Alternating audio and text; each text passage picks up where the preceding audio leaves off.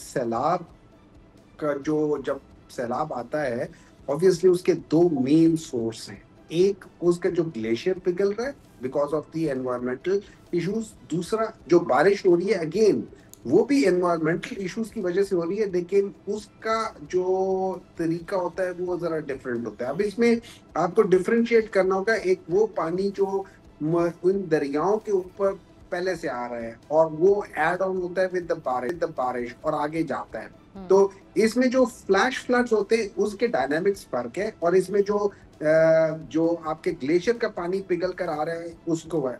एक दफा जब ये आ जाए आप उसको मैनेज करना मुश्किल हो जाता है। आपने अपनी जानी नुकसान और माली नुकसान को जितना कम कर सकते हैं वो करना होगा। लेकिन प्रॉब्लम पाकिस्तान के साथ ये है, जो मेरी नजर में है, कि आपने 2010 की बात की, ये रफली हर 10 साल में एक दफा बड़ा सैलाब आया है।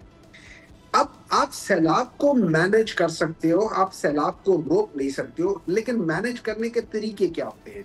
आपने मुख्तलिफ जगहों पे या मैन मेड झीलें बनानी होती है, जिससे आप पानी की स्पीड को या पानी के वॉल्यूम को मैनेज कर सकते हो। उसको रोक नहीं सकते हो, पर मैनेज कर सकते हो कि जितना आप जा रहे हैं उसको जरा कम कर दो, उसका नुकसान को।